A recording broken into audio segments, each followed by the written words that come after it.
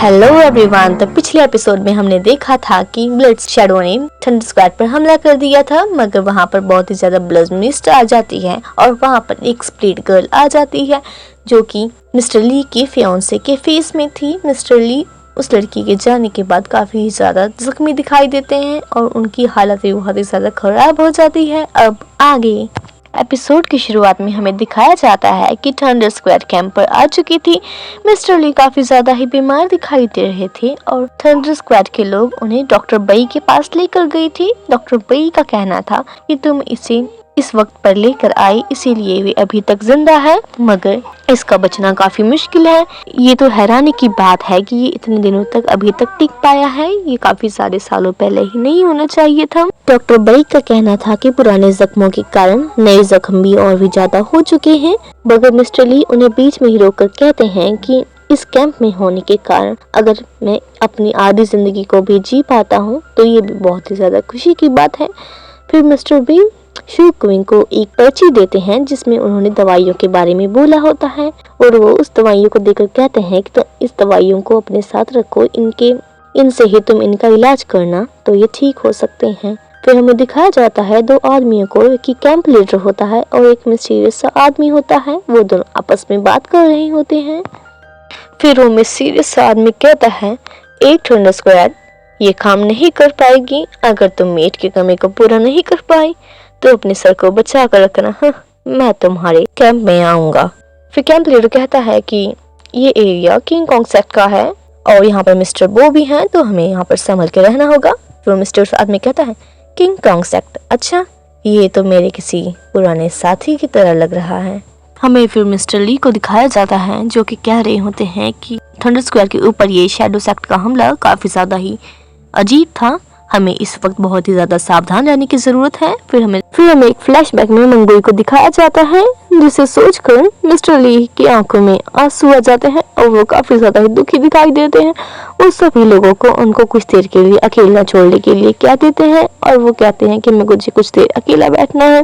फिर हमें दिखाया जाता है कि शू काफी सोच रहा होता है। मिस्टर ली वहाँ पर थोड़ी सी शराब पीने लगते हैं और फिर हमारा सीन शिफ्ट होता है। शू मिस्टर बई के पास जाता है और वो उन्हें कहता है कि कोई और तरीका नहीं है मिस्टर ली को बचाने का।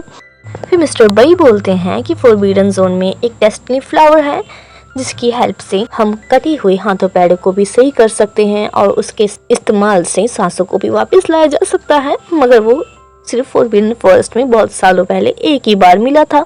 कितने लोग उस फूल की आस में उस फॉरबिडन फॉरेस्ट में जाते हैं मगर उनकी हड्डियां भी वापस नहीं मिलती। मगर शू कहता है, क्या उस फ्लावर से मिस्टर बई ठीक हो पाएंगे? तो हमें सीन शिफ्ट होता है और हमें दिखाया जाता है कि शू वहाँ पर भाग रहा होता है और फिर हमारा सीन फिर से शिफ्ट होता है। हमें दिखाया जाता है कि मिस्टर बई को दिखाया जाता है, उनके स्टूडेंट्स को भी दिखाया जाता है। एक लड़की होती है जो कि बोल रही होती है कि इस ग्रास की मदद से हम स्नेक के पॉइजन को भी खत्म कर सकते हैं। हाँ, फिर हमें शू को दिखाया जाता है जो कि वहीं पर खड़ा होता है और फिर मिस्टर बई उसे अंदर बुलाते हैं। वो शू को कहता है, तुम अंदर आ सकते हो। फिर शू कहता है कि मुझे मिस्टर बई से मिलना है। फिर वो मिस्टर बई को अपने हाथ में एक ग्रास को दिखाते हुए कहता है, क्या ये वही डेस्टिनी फ्लावर है? पर मिस्टर बई कहते हैं, नहीं, ये वो फ्लावर नहीं है। तो हमें दिखाया जाता है शू कुछ बिल को देकर और कुछ पैसों को देकर मिस्टर बई से चला जाता है। फिर यह सिलसिला रोज चलता रहता है। वो रोज कोई ना कोई ग्रास को लेकर आता है और मिस्टर बई से पूछता है कि क्या ये वही फ्लावर है। फिर हमें दिखाया जाता है ये कितने दिनों तक यही चलता रहता है।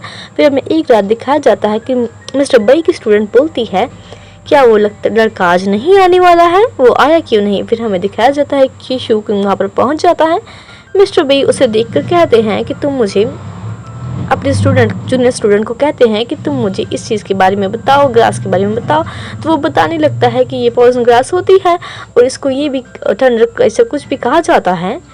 फिर वो कहता है कि तुमने अच्छे से याद नहीं किया। वो सोचने लगता है। फिर मिस्टर बई उसे पनिशमेंट के लिए कहते हैं कि तुम्हें इस बुक को 10 बार लिखना पड़ेगा। फिर वो अपने स्टूडेंट से पूछते हैं, जो लड़की होती है उससे पूछते हैं, वो बताने लगती है पर मगर वो भी अच्छे से नहीं बता पा रही थी। फिर मिस्टर बी काफ़ी ज़्यादा ही हैरान होते हैं और फिर वो शू को बताने के लिए कहते हैं। तो शू ही बड़ी आराम से उस जवाब का आंसर दे पा रहा था। फिर वो शू बोलना शुरू करता है कि नाइट क्रॉप्स मॉर्निंग ग्लोरी को पॉइजन यामाफोबिक रूट भी कहा जाता है और इससे शरीर को आराम और ठीक करने के लिए यूज़ किया जाता है, मगर इसका ज़्यादा इस्तेमाल करने पर यह पॉइजनस भी हो सकती है। फिर मिस्टर बई बोलते हैं कि अगर ज़्यादा ले लिया जाए तो उसके क्या साइड इफ़ेक्ट हो सकते हैं। तो शिव फिंग बोलता है कि पेट में दर्द होना, चक्कर आना, उल्टी होना, अगर 15 मिनट में इसका इलाज नहीं किया गया तो मौत भी हो सकती है। फिर मास्टर बई बोलते हैं कि जहर को कैसे उतारा जाता है। तो शिव फिंग बोलता है कि उल्टी कराकर या फिर पेट को साफ कर इस जहर को उतारा जा सकता है। यिन और यांग को मिलाकर 2 दिनों तक लगातार देना होता है। फिर मिस्टर बई बोलते हैं कि जिन और यांग कहाँ मिलता है। तो वो बोलता है कि जिन और यांग अच्छाई और बुराई होती है, ये 2 सिक्के के एक पहलू की तरह होता है। फिर मिस्टर बई ये सब सुनकर उनको सेवंथ एल्डर की ये बात याद आती है, वही जो वाइट हेयर कैरेक्टर जो हमने कहानी में देखा था। वो कहता है कि एक लड़के को मैं आपसे मिलाना चाहता हूँ, उसमें काफ़ी ज़्यादा ही पोटेंशियल है, मगर आप उसको थोड़ी सी गाइडेंस देंगे तो वो काफ़ी ज़्यादा ही अच्छा आगे बढ़ सकता है। मिस्टर बई ये बात सुनकर कहते हैं, मुझे लगता है कि सिर्फ डेस्टिनी फ्लावर पर ही हम निर्भर नहीं रह सकते, हमें और भी चीज़ों के लिए सोचना होगा। तो वो शिवफिंग को अपने यहाँ पर क्लासेस लेने के लिए ऑफर करता है। वो कहता है कि तुम यहाँ पर आ सकते हो मुझसे लेक्चर लेने के लिए, लेक्चर यहीं घर पर ही होंगे। तो मिस्टर बई का धन्यवाद करता है। फिर सीन शिफ्ट होता है और हमें मिस्टर ली को दिखाया जाता है। मिस्टर ली शुकिंग को कह रहे होते हैं कि मैं तुम्हारे ट्यूशन के पैसे भरने के लिए तैयार हूँ, पर तुम्हें काफ़ी ज़्यादा अच्छे से पढ़ाई करनी पड़ेगी। मिस्टर ली शुकिंग को एक शराब की बोतल देते हुए कहते हैं कि मास्टर बई को शराब पसंद है तो तुम उनके लिए ये ले जाना। फिर मिस्टर ली से शुकिंग कहता है कि मैं अभी से ही क्लासेस ले रहा हूँ, क्या ये सही होगा। मिस्टर ली कहते हैं कि कोई बात नहीं, बस तुम अच्छे से मेहनत करना, क्योंकि दवाइयों के बारे में जानना काफ़ी अच्छी नॉलेज होती है, तो तुम अच्छे से पढ़ाई करना। फिर हमें दिखाया जाता है शुकिंग को, जो कि मास्टर बई के सामने अपने दोनों हाथों में, एक हाथ में पैसे लेकर एक हाथ में शराब लेकर खड़ा हो जाता है। मगर जब हम मास्टर बई को देखते हैं, वो पैसों को छोड़कर शराब को लेकर उसे पीने लगते हैं। फिर उनकी क्लासेस शुरू हो जाती हैं और हमारा सीन शिफ्ट होता है और हमें दिखाया जाता है मिस्टर ली को। जब शुकिंग घर आता है तो मिस्टर ली उसे शुकिंग को कहते हैं, क्या तुम सांप को भूनना सीखना चाहते हो। फिर हमें अगले सीन में दिखाया जाता है कि शुकिंग वहाँ पर खाना बनाता हुआ दिखाया जाता है, मगर शुकिंग भाई वो तो आग ही लगा देता है किचन में। फिर लुइया कहती है कि क्या ये बना भी पाएगा। फिर हमें दिखाया जाता है कि वो शुकिंग वही जला हुआ खाना लेकर वहाँ पर आ जाता है, जिसे देखकर शीजी और लुइया तो साफ साफ खाने से इनकार कर देते हैं। मिस्टर ली कहते हैं, रहने दो इनको, हम दोनों खाते हैं। तो मिस्टर ली उसमें से एक बाइट लेते हैं। उसे देखकर शुकिंग भी हिम्मत कर एक बाइट लेता है, मगर जैसे ही वो बाइट को अपने मुंह में रखता है वो उसे थूकने लगता है, क्योंकि वो खाना काफ़ी ज़्यादा ही खराब था। सभी लोग उसे देखकर हंसने लगते हैं। फिर हमें दिखाया जाता है कि मिस्टर ली ने जो वो बाइट ली थी, उन्होंने सिर्फ अपने मुंह में रखी थी। वो चॉपस्टिक से उस बाइट को निकाल कर शुकिंग को दिखाकर हंसने लगते हैं। हमारी शुकिंग का पूरा पोपट बन जाता है। फिर हमें मशीन शिफ्ट होता है और हमें दिखाया जाता है शुकिंग को पढ़ाई करते हुए अपनी क्लासेस में। फिर वहाँ बहुत सी नई लड़की आ जाती है जिसका नाम टिंगू होता है। वो शुकिंग को कहती है कि बच्चे, तुम्हारा चेहरा हमेशा इतना गंदा क्यों रहता है, ला मैं तुम्हारा चेहरा साफ कर देती हूँ। मगर शुकिंग उसे देखकर काफी ज्यादा ही पीछे हटने लगता है। फिर वो कहती है, सुनो, मैं तुम्हारी सीनियर सिस्टर हूँ, तो तुम्हें मेरी बात को मानना पड़ेगा। फिर वो शुकिंग को चेहरे को साफ करती है। हमारा शुकिंग तो भाई शाइन करने लगता है। फिर वो कहती है, तुम तो काफी खूबसूरत हो। फिर ये देखकर शुकिंग काफी ज्यादा ही शर्मा कर वहां से जाने लगता है। फिर वो सीरियस होकर कहता है कि कभी कभी मुश्किल वक्तों में ज्यादा साफ रहना भी अच्छी बात नहीं होती है। फिर वही रास्ते से थोड़ी सी मिट्टी उठाकर अपने पूरे के पूरे चेहरे पर लगाने लगता है। सीन शिफ्ट होता है और हमें शुकिंग को पहाड़ी के ऊपर हर्ब्स कलेक्ट करते हुए दिखाया जाता है। वो हर्ब्स को लेकर मास्टर बई के पास पहुंचता है, मगर मास्टर बई को आवाज लगाता है और सभी को बुलाता है, पर वहां पर कोई भी अंदर वापस नहीं आता। फिर शुकिंग वहां पर एक लेटर को देखता है, वो लेटर को उठाता है। फिर हमें पता चलता है कि मास्टर बई वहां से चले गए हैं। उस लेटर में लिखा था कि बच्चे, तुम फॉरबिडन जोन में थे, इसलिए मुझे तुम्हें अलविदा कहने का मौका नहीं मिला। मैंने तुम्हारे लिए वहां पर एक टैंग फैंग रखा है, जिसको तुम डिफाइन कर उसका इस्तेमाल कर सकते हो। बहुत सारे लोग हैं जो व्हाइट दान को पाना चाहते हैं, तो तुम इसका अच्छे से इस्तेमाल करना। मुझे पता है तुम अपनी ज़िंदगी में हार नहीं मानोगी, मगर मैं तुम्हें एक बात ज़रूर कहना चाहता हूँ।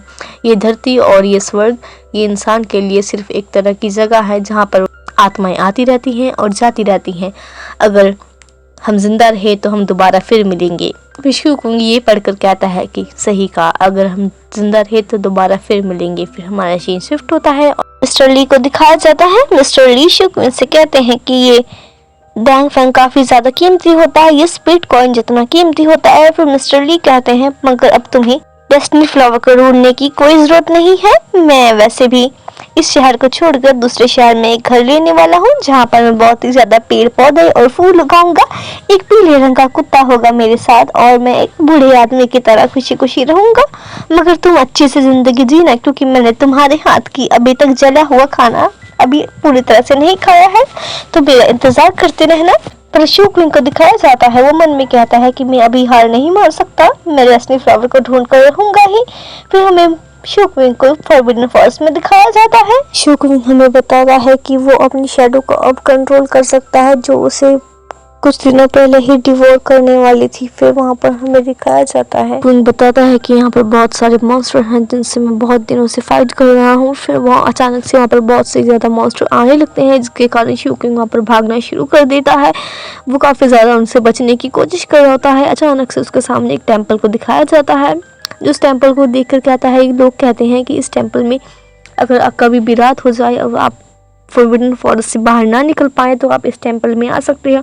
बस शू क्वीन जैसे ही उस टेम्पल के पास पहुंचता है, वहाँ पर पैर रखता है, अचानक से वहाँ पर एक फॉर्मेशन स्टार्ट हो जाता है, जिसके कारण उस फॉर्मेशन के अंदर शू क्वीन होता है और कोई भी मॉन्स्टर उस फॉर्मेशन के आसपास नहीं आ पाया था। जो भी फॉर्मेशन को टच कर रहा था वो सभी के सभी राख बन जा रहे थे।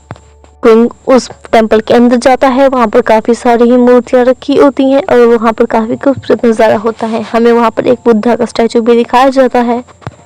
फिर शू क्वीन वहाँ पर एक बहुत ही बड़ी सी मूर्ति देखता है। फिर अचानक से जब शू क्वीन उस मूर्ति को छूता है तो उसके बॉडी में काफ़ी ज़्यादा ही एनर्जी फ्लो करने लगती है, जिसके कारण उसका सर अचानक से बहुत ही ज़्यादा तेज दर्द करने लगता है और उसका सर फटने लगता है। फिर अचानक से उसे एक आवाज़ सुनाई देती है जो कि कह रही होती है, ताई कांग ताओ लेगेसी नाइफ।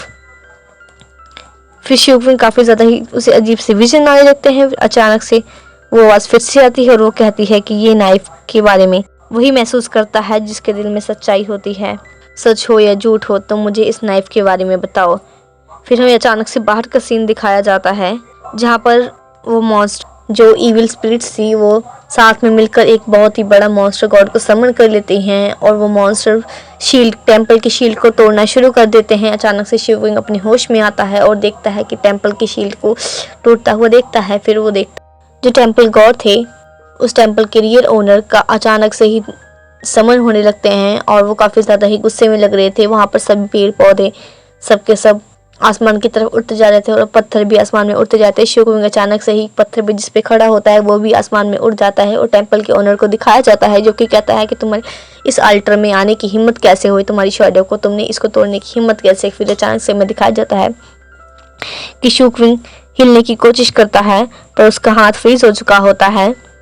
वो जो इविल गॉड था उसने टेम्पल की शील्ड को पूरी तरह से तोड़ लिया होता है।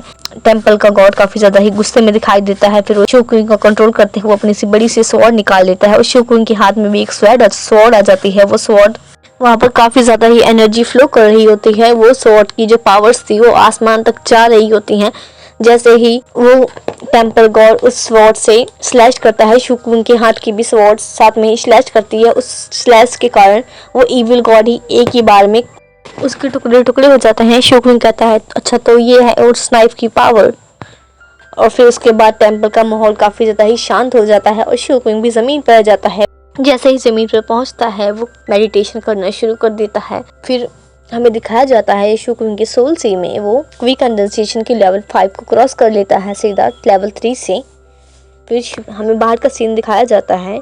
शू क्वीन कहता है क्या इस नाइफ को समझने से इतना ज़्यादा ब्रेक थ्रू किया जा सकता है। फिर हमें शू क्वीन को दिखाया जाता है कि वो आसपास देख रहा था टेम्पल पे, वहाँ पर उसे एक ग्लोइंग सा स्टोन दिखाई देता है। शू क्वीन कहता है क्या ये स्कार स्टोन है। फिर वो उसे अपने पास रख लेता है।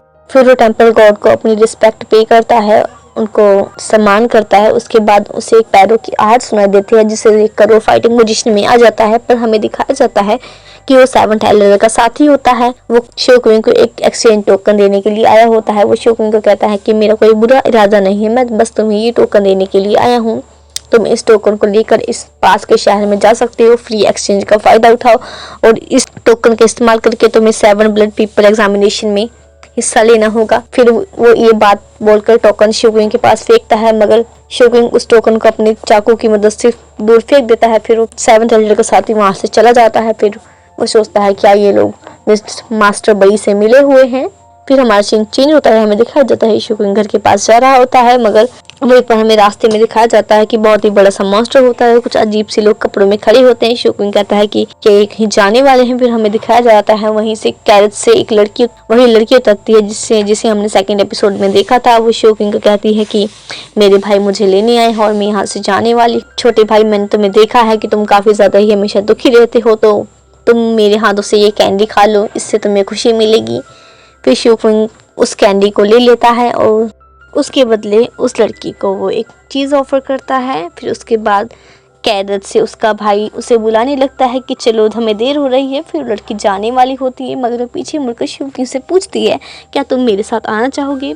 पर शोकुइन बड़े ही शांत तरीके से अपने गर्दन को हिलाकर उस लड़की को मना कर देता है। फिर वो सब वहाँ से चले जाते हैं। शोकुइन कहता है कि मेरा घर भले ही छोटा हो, इतना बड़ा ना हो, पर वो मेरा घर है।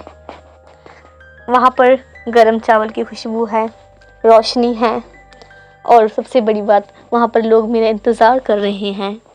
भले ही वो थोड़ा टोकते हों, थोड़ा गुस्सा होते हों, पर वही मेरा घर है। फिर वहाँ पर ये सब कहते हैं शोकुइन अपने घर की तरफ भागता रहता है। फिर अचानक से अपने घर की तरफ पहुँचता है और कहता है वही एक जगह है जहाँ मैं जाना चाहता हूँ, मेरा प्यारा घर। जैसे ही वो घर के दरवाजे को खोलता है, उसकी आंखें फटी की फटी रह जाती हैं और बहुत ज़्यादा ही डरा हुआ और हैरान दिखाई देता। तो आगे क्या होगा, तो ये जानने के लिए वीडियो को लाइक कीजिए और चैनल को सब्सक्राइब कीजिए। Thank you for watching.